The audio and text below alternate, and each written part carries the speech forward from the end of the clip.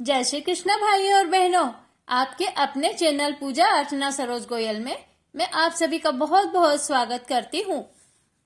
बहनों और भाइयों, आज के इस वीडियो में मैं आपको फाल्गुन मास के शुक्ल पक्ष में आने वाली आमल की एकादशी का महत्व, उसकी पूजा विधि और पूजन सामग्री के बारे में बताऊंगी और आपको यह भी बताऊंगी कि आमल की एकादशी के दिन भगवान विष्णु के किस नाम का जाप करना चाहिए, इसका व्रत करने से मनुष्य को किस योनि से छुटकारा मिलता है और इस दिन भगवान को किस चीज को चढ़ाने का महत्व है, और अंत में आपको आमल की एकादशी की कथा सुनाऊंगी और यह भी बताऊंगी कि इस दिन किस उपाय को करने से मनुष्य की सभी मनोकामनाएं पूर्ण होती है।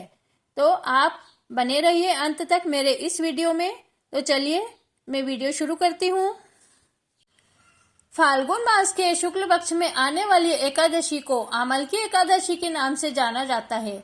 इसे रंगभारी एकादशी भी कहते हैं क्योंकि यह होली के 5 दिन पहले आती है।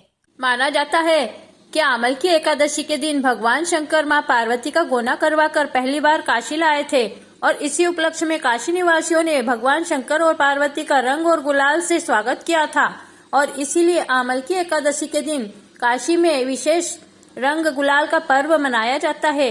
इस दिन भगवान शंकर और पार्वती की विशेष पूजा करना चाहिए। आमल की एकादशी ही एक ऐसी एकादशी है जिस दिन भगवान शंकर और पार्वती की भी पूजा करने का विशेष महत्व बताया गया है। आमल की एकादशी के दिन भगवान शंकर, भगवान विष्णु और राधा कृष्ण को रंग गुलाल अवश्य चढ़ाना चाहिए। अब मैं आपको बता रही हूँ कि आमल की एकादशी की उत्पत्ति कैसे हुई। तो इसके बारे में एक छोटी सी कहानी है कि एक बार ब्रह्मा जी ने अपने आप को पहचानने की कोशिश की।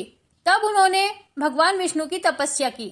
भगवान विष्णु उनकी तपस्या से खुश होकर और प्रकट हो गए। तब ब्रह्मा जी की आंखों से अश्रुधारा बह निकली और उन अश्रुओं से एक आंवले का पेड़ उत्पन्न हो गया। तब विष्णु भगवान बहुत खुश हुए और उस दिन एकादशी थी।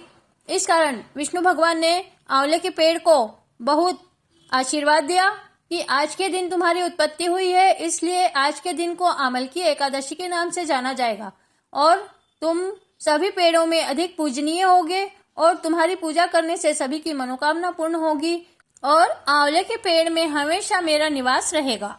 अब मैं आपको आमल की एकादशी का महत्व बता रही हूँ। जो व्यक्ति आमल की एकादशी के दिन आंवले की पूजा करते हैं उनकी सभी मनोकामनाएं पूर्ण होती है। आमल की एकादशी के दिन आंवले के पेड़ की पूजा करने का बहुत अधिक महत्व है और भगवान विष्णु को आंवले के फल चढ़ाने का और आंवले का दान करने का बहुत अधिक महत्व है। तो मनुष्य आमल की एकादशी के दिन आंवले के पेड़ की पूजा करते हैं और आंवले का दान करते हैं, उनकी सभी मनोकामनाएं पूर्ण होती है और उनका घर धन लक्ष्मी से समृद्ध हो जाता है। उनके ऊपर भगवान विष्णु की विशेष कृपा रहती है। अब मैं आपको आमल की एकादशी के दिन की पूजा विधि और पूजन सामग्री के बारे में बता रही हूँ। आमल की एकादशी का व्रत एकादशी के एक दिन पहले यानी दशमी के दिन से ही शुरू कर देना चाहिए। दशमी के दिन एक टाइम भोजन करना चाहिए और सूर्यास्त के बाद भोजन नहीं करना चाहिए और दशमी के दिन से ही हमें सात्विक भोजन लेना चाहिए। दूसरे दिन 11 के दिन ब्रह्म मुहूर्त में उठकर स्नान ध्यान करके भगवान विष्णु की प्रतिमा आंवले के पेड़ के नीचे स्थापित करके उन्हें दूध दही पंचामृत से स्नान करवाएं। अगर आपके पास लड्डू भगवान का विग्रह है तो उनका दुग्धा अभिषेक करे, पंचामृत से स्नान करावे। उसके बाद स्वच्छ जल से स्नान करवाकर उन्हें अच्छी नई पोशाक पहनावे और चंदन से तिलक लगाकर उनका श्रृंगार करे।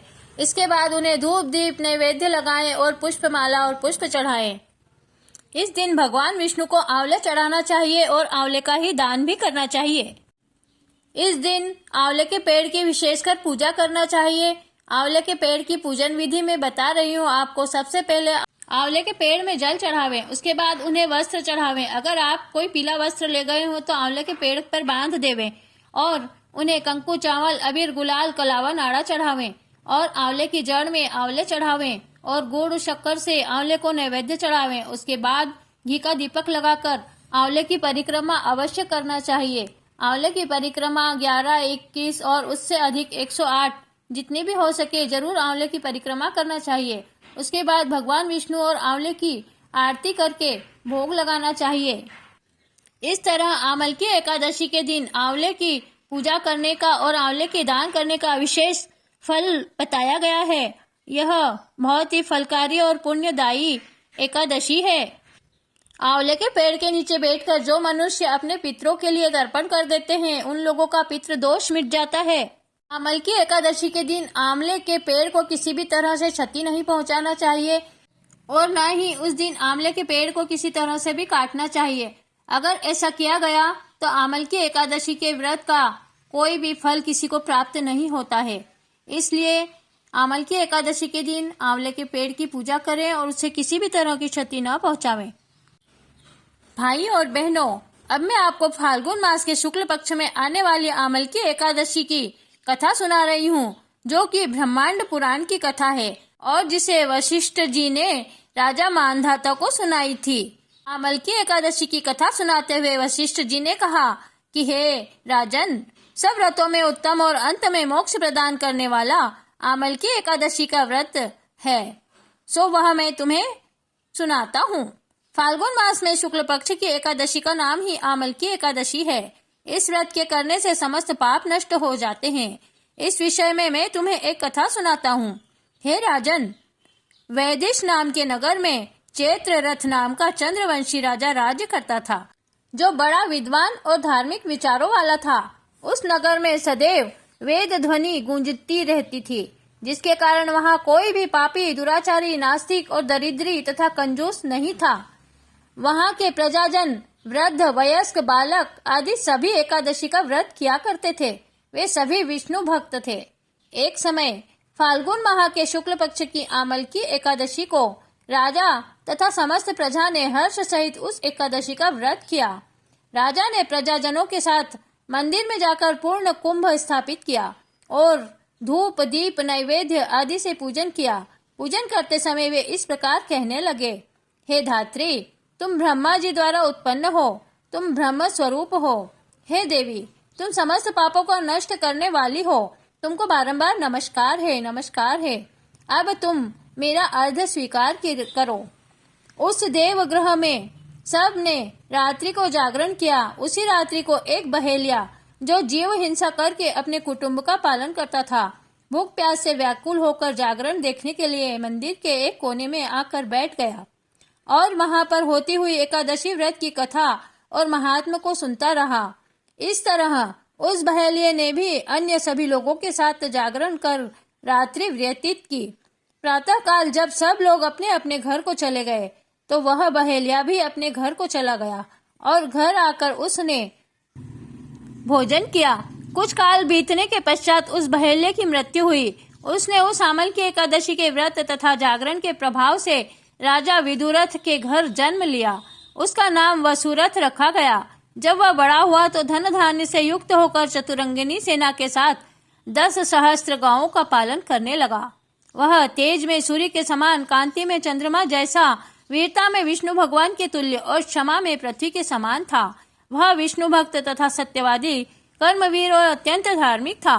एक दिन वह नप वन में आखेट करने के लिए गया। देवयोग से वह मार्ग में भटक गया और दिशा का ज्ञान न होने के कारण उसी वन में एक वृक्ष के नीचे सो गया। उसी समय वहां पर कुछ पहाड़ी मलेच्छ आए। वह राजा को मारो मारो शब्द कहे मारने के लिए टूट पड़े। वे राजा को अकेला देख कहने लगे कि इसी दुष्ट राजा ने हमारा माता पिता, पुत्र आदि संबंधियों को मारकर देश से निकाला दिया है, अतः इसको अवश्य मार देना चाहिए। इस प्रकार कहकर वह मलेच्छ शस्त्रों से प्रहार करने लगे। मलेच्छों द्वारा चलाए हुए अस्त्र शस्त्र राजा के शरीर पर पड़ते ही नष्ट हो जाते थे। मलेच्छों द्वारा छोड़े गए अस्त्र शस्त्र लौटकर उन्हीं पर प्रहार करने लगे, जिसके कारण वे मलेच्छ स्वयं ही मूर्छित होकर पृथ्वी पर गिर पड़े। उसी समय राजा के शरीर से अत्यंत सुंदर वस्त्र आभूषणों से अलंकृत, अग्नि के समान लाल लाल आंखों वाली, टेढ़ी भ्रुकुटी किए दूसरे काल के समान दिव्य स्त्री प्रकट हुई। उस स्त्री ने जब राजा सो रहा था, उसी काल में समस्त मलेच्छों को मार डाला। राजा जब निद्रा से जागा तो उसने उन सब मलेच्छों को मरा हुआ देखकर विचार किया कि इन शत्रुओं को मारने वाला कौन है। मेरा इस वन में ऐसा कौन हितैषी रहता है जिसने यह सब मारे हैं। जब वह राजा ऐसा विचार कर रहा था तभी आकाशवाणी हुई कि हे राजन, संसार में तुम्हारी रक्षा श्री विष्णु भगवान के अतिरिक्त और कौन कर सकता है। उस आकाशवाणी को सुनकर वह राजा अपने नगर को वापस चला आया और सुखपूर्वक अपना राज्य करने लगा। महर्षि वशिष्ठ जी ने कहा, हे राजा मानधाता, यह सब आमलकी एकादशी के व्रत के प्रभाव से ही हुआ था। जो मनुष्य आमलकी एकादशी का व्रत करते हैं वे निश्चय ही प्रत्येक कार्य में सफलता प्राप्त करते हैं। इस तरह जो मनुष्य आमलकी एकादशी के दिन आंवले के पेड़ की पूजा करते हैं, भगवान विष्णु को आंवले चढ़ाते हैं और आंवले का ही दान करते हैं, उनकी भगवान विष्णु सभी मनोकामनाएं पूर्ण करते हैं और उनके ऊपर भगवान की विशेष कृपा बनी रहती है। बोलिए आमलकी एकादशी माता की जय। आप सभी से अनुरोध है कि आमलकी एकादशी के दिन प्रतिवर्ष यह कथा अवश्य सुने। आमलकी एकादशी के दिन यह कथा सुनने का बहुत अधिक महत्व है। इस कथा को सुनने से ही व्रत का आधा फल प्राप्त हो जाता है। अगर आपको मेरे वीडियोस पसंद आते हो तो आप मेरे चैनल को सब्सक्राइब कीजिए, अधिक से अधिक शेयर कीजिए।